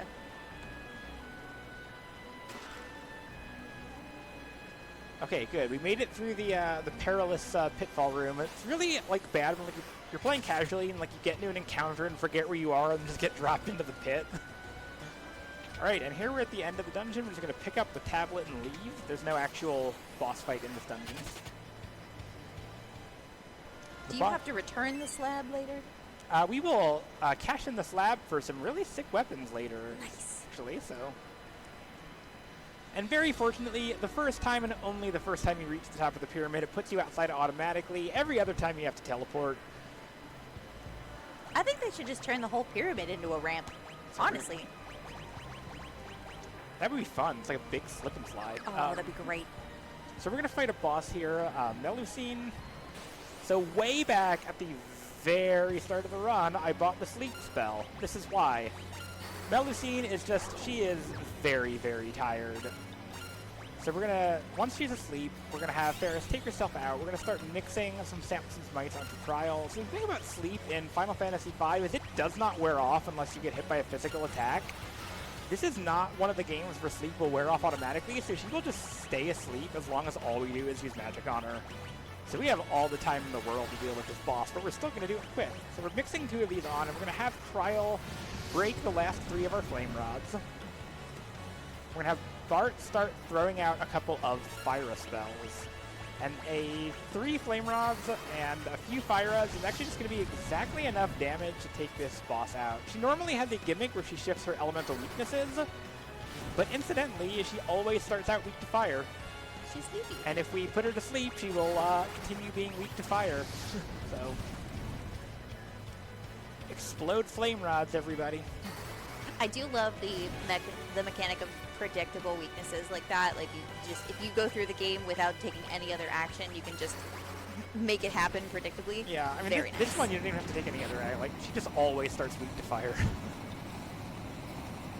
Very exploitable. And this is actually our last boss before the final dungeon. We're going to do a few prep things, and then it's already time for the final dungeon. Can you believe that? Wow, it has flown by. I know, this game goes so fast. Like, you think RPGs are long, not this one. We're going to use the raise spell on Ferris. So, critical difference between the spell raise and the ability is that the spell revives you at critical HP, and a Phoenix Down does not. So you can actually bring your characters back ready to be guarded if you use the raise spell from White Mage. And we're going to use it for that here at the end of the run. So now I'm going to make 2 pit stops. So I've turned Bartz into a Samurai with Scram, Trial into a Thief, Ferris into a Bard with Mix, and Lena into a Knight. And I will explain the purpose of this as I get the necessary components. So we're going to come over here to the sealed Castle of Kuza, which is where the legendary weapons are sealed. Every time we get a tablet in this last part of the game, we can pick 3 weapons. If we can get through the door, that is. Our hardest boss in the run, this door. Thief movement is the true boss of Final Fantasy V. Honestly. Okay, that's great. We can immediately scram with Bards. And we don't need to actually set up to defend on everyone else, and I will tell you why right here in a second. We're going to pick our first 3 ultimate weapons, and the first one we're going to pick is a pretty iconic Final Fantasy weapon, and that's Masamune. And what Masamune does in Final Fantasy V is a character who's equipped with it starts every battle with their ATB gauge already full. So that means we don't have to worry about running away from encounters anymore, because we're going to start immediately with a full ATB gauge, and Bart's going to run away instantly.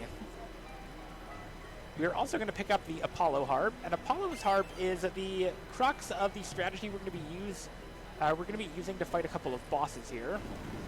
The notable feature of Apollo's Harp is that it does 8 times damage to dragons, and chemists, through the power of chemistry, have the power to completely overwrite a being's genetic code and turn it into a dragon. Don't ask me how it works, I'm not a scientician. And the last one we pick up is the Fire Lash. The Fire Lash has a very important ability, and that is we can hawk it to a pawn shop for a whole bunch of money. Here's one of the most legendary and famous weapons in the history of our worlds. Pawn it! Best I can do is 50,000 we skipped this town earlier. We're coming here now. If we talk to the girl now in between the counters, she'll give us a ribbon, which is a very nice piece of equipment.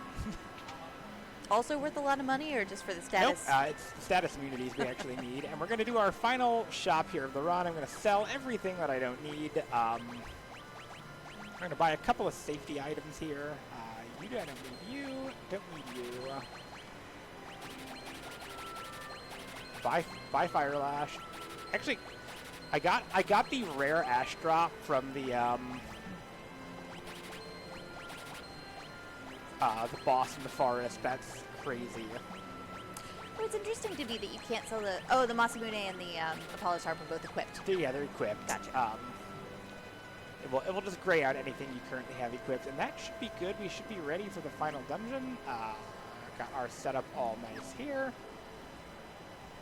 So with this, we're heading into the Rift. It's going to be a little bit of walking to the first boss, which is great. It'll give me time to explain what we're actually doing, and then the bosses are going to start flying by once we get there. So the chemist in Final Fantasy V has, I want to say a broken mix, but it's like one of many broken mixes, and that is Kiss of Blessing. Kiss of Blessing will put Haste, Image, and Berserk onto a single target.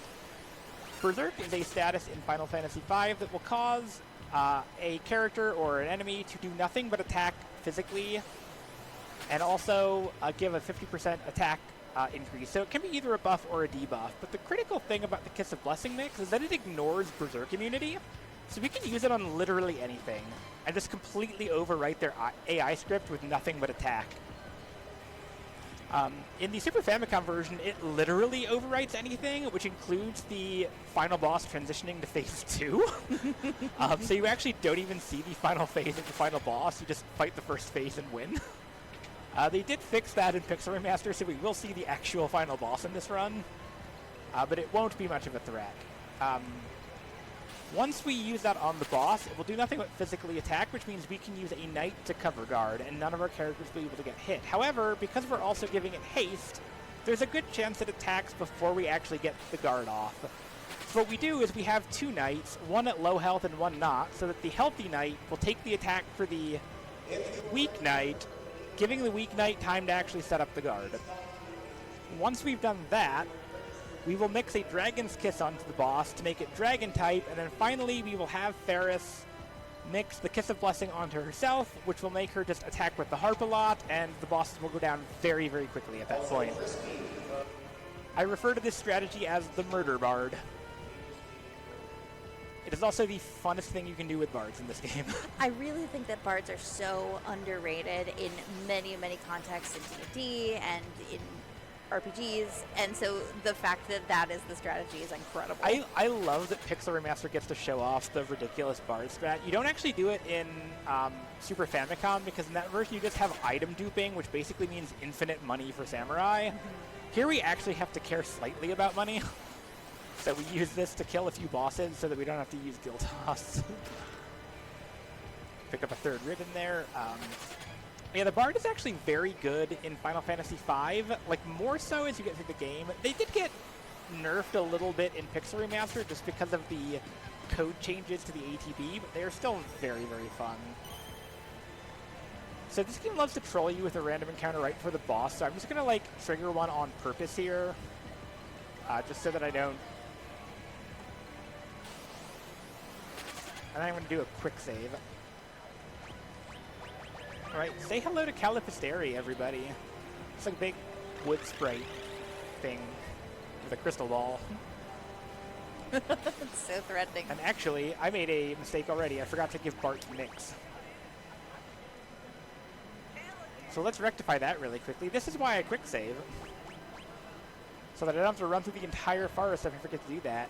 So yeah, in this dungeon we're going to be basically switching between Scram and Mix on Bards, and also switching Cryo between a Thief for fast and a Knight for actual boss strategy.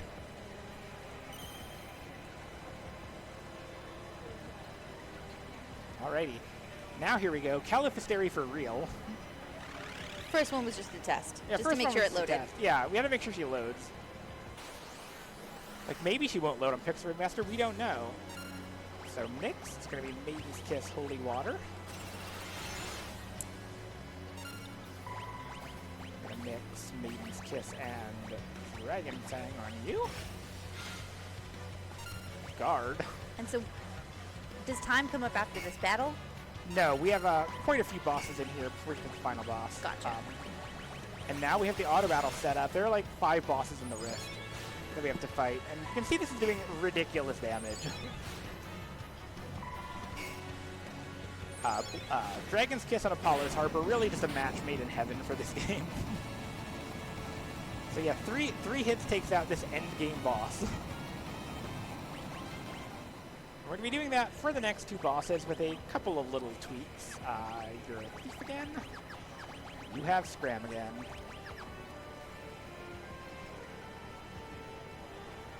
Also, I'm going to, reveal something I actually did not know for the longest time playing this game. You can actually ride this waterfall down and skip the cave.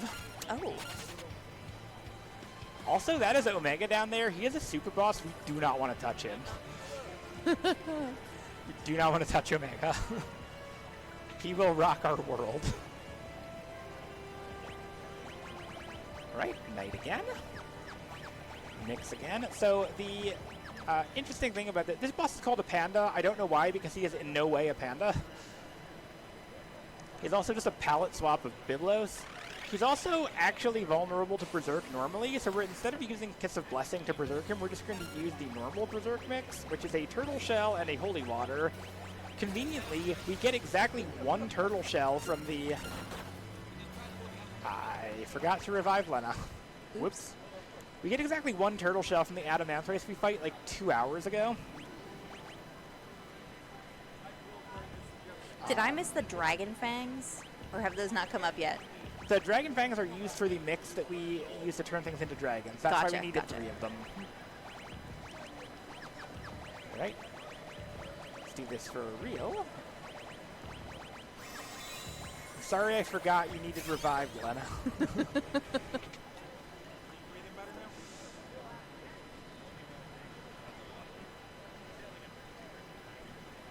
I really hate when you open a book and a monster comes out, though. It's really unfortunate. Genuinely. It happens a lot in this game. It really does.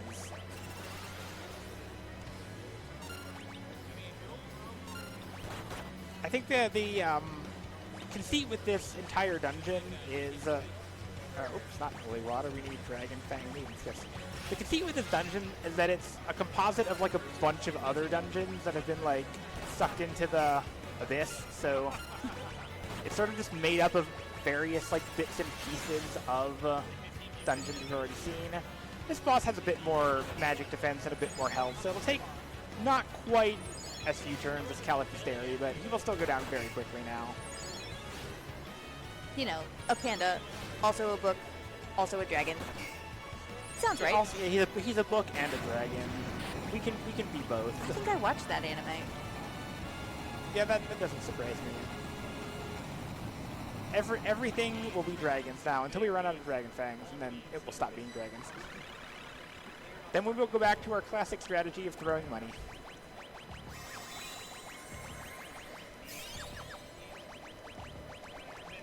Enjoy, like, swapping abilities between every boss fight in the final dungeon. Yeah, the final dungeon is the final boss is actually just menus. I mean, oh no! Don't leave auto battle on. Run away! Why are you not getting ATB parts? Okay, well, it's okay. We revived her once. We can revive her again. Also, we're going to really hope we do not get trolled with unrunnable encounters in the castle area. It's like the one spot in the game where you can actually get into an unrunnable encounter that isn't like the desert that we avoid encounters in. I was going to say, it's okay, we've got a Scrammerai, but not if they're unrunnable. Yeah, sometimes Ramu can just show up outside of the castle and fight you. Classic. If you don't... Does that only happen if you don't fight him in the forest? Yeah, it only happens if you don't fight him. Which we don't, because that would be slow. Right. So we're going to pick up Hermes Sandals here. They give you auto haste, which is really nice.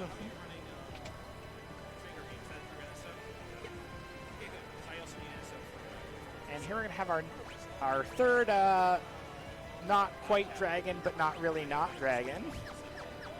I don't know what that meant, but, like, whatever.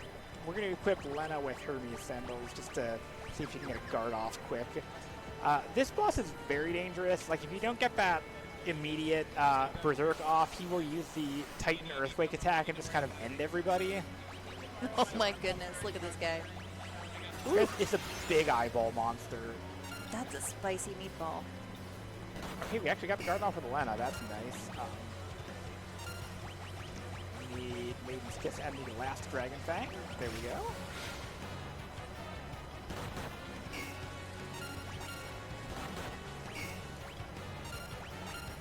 Mix Maiden's Kiss Holy Water on you, and here we go. The setup is complete, and we're just going to harp this now dragon until he goes down. Looks like a dragon to me. Also, an interesting thing to note, so normally Blessed Kiss gives the image status, which will negate 2 basic attacks. The attack from the Apollo's Harp is actually classified as a spell, so it does not get blocked by the image status. It's very convenient for us. Very convenient. There's a lot of things in Final Fantasy V that work out very conveniently like that. It's honestly kind of shocking. I've actually been working on like routing a speedrun at level 1, and it's shocking how many things line up. There do seem to be very specific ways that you can use like very specific abilities to just crush things. There are so many ridiculous things you can do, and like we're only using the fast ones. There's even sillier things you can do. Like that boss down there that we're skipping, like his whole gimmick is being a blue mage, so you can actually just teach him self-destruct and have him blow himself up. I do appreciate that we do skip all other cutscenes, but we did get smooched.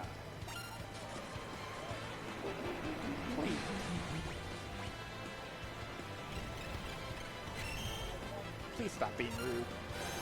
Okay. I'm just gonna reload. Yeah. What was that? Those enemies chose violence. They're friends with Antlion, and they're like, I saw what you did. I know what you did at the Antlion. We won. He was our friend, yo.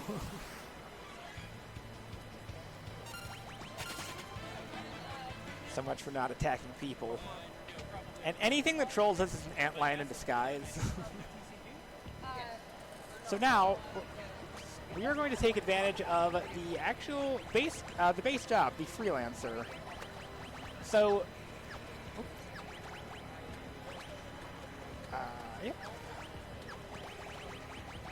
So the freelancer is actually the starting job. The freelancer can equip 2 abilities at once, and also the freelancer has the notable ability to equip literally anything in the game. And that's very convenient because it lets us equip ribbons, which are normally locked to the dancer job. And ribbons in Final Fantasy V grant a +5 to all stats, and they also block a whole bunch of status ailments.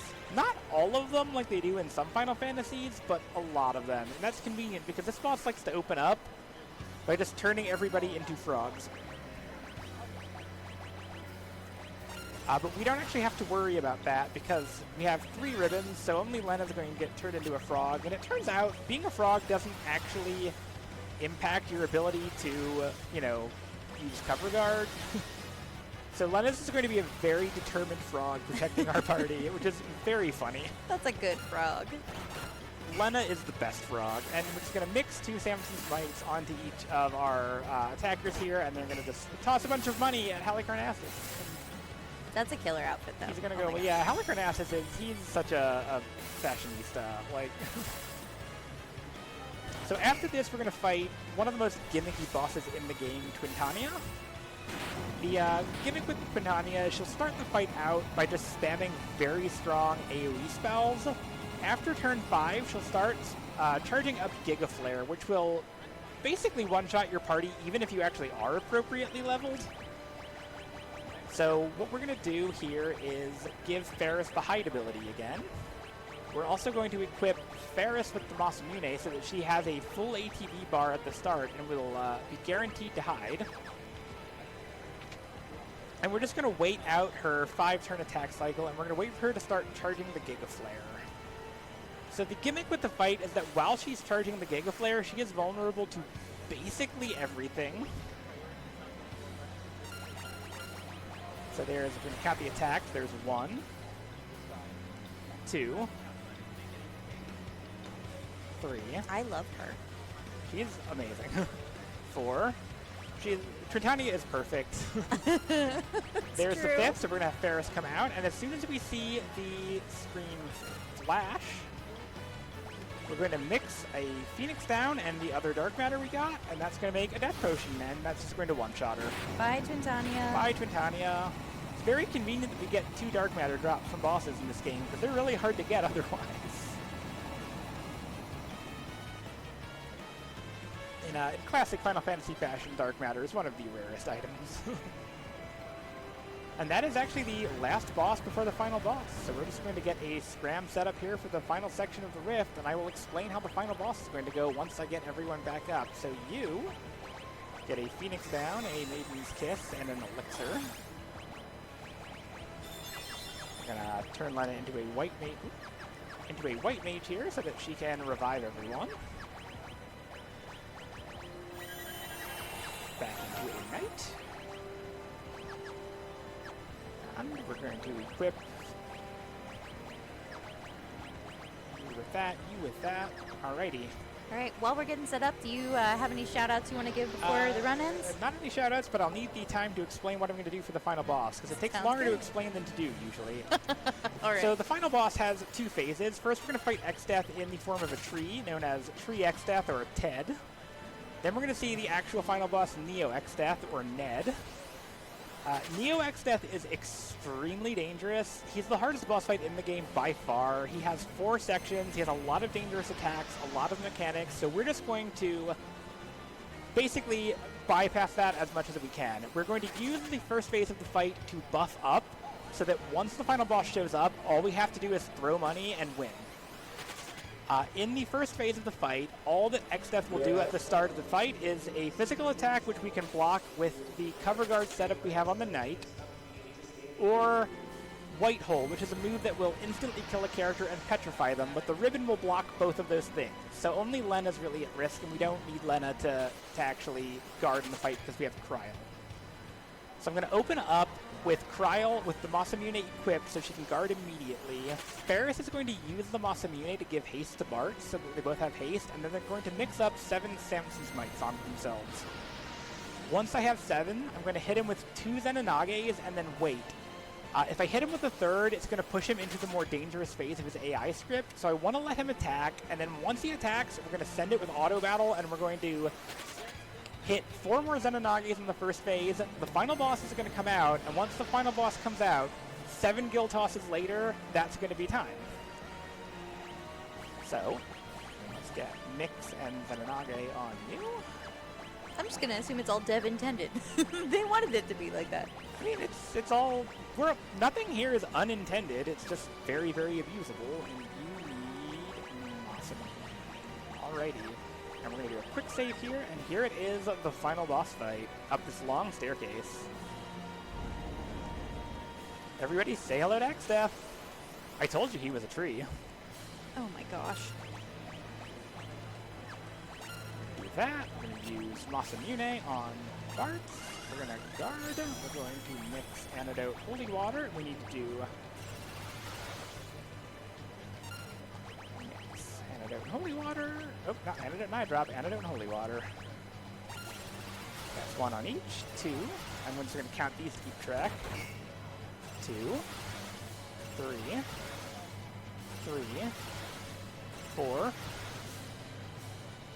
4. We really are just getting swole here. 5. 5. 6. 6. 7. And 7. Now I'm going to wait for him to attack.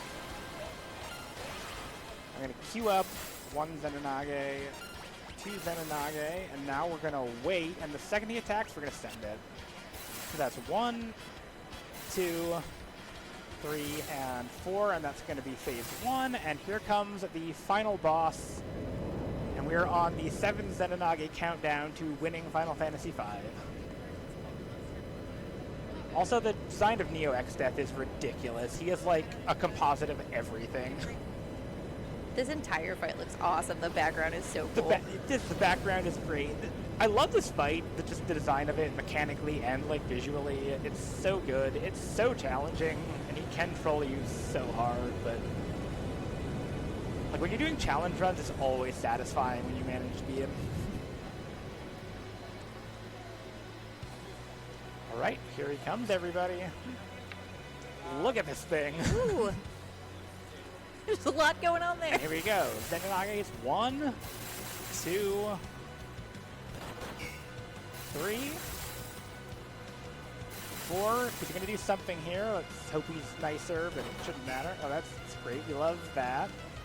What's the back part going to do? 5, 6, and time. Nice. That is Final Fantasy V, beaten very quickly and with no plot. GG. Well done. Yeah, as far as shoutouts, a shout out to Alara for putting this together, because I'm very, very glad to be not only running this, but opening it. Shout out the, like, 30-year-old devs who actually made this game, because I had become so addicted to it over the last year. I don't think we can actually, like, leave this. I just have to exit out of it, but yeah, and, yeah, I don't really have a lot of shout-outs, but I'm very glad to be here. This was a lot of fun. Thank you for having me. Thank you so much And for the run. thank This you was for great. being a great commentator, Threach. No, this was so cool. Thank you so much for starting off the marathon. All right, and I think we should move on to our next run, because we're behind schedule, I think. That's all right. Let's go. Let's see who's next. Next up, I believe, is going to be Toronite with Pokemon Trading Card Game. If you use !schedule for those of you in Twitch chat, check that out. Yes, indeed, we have Toronite running the Pokemon Trading Card Game. Any % glitchless will be our next run.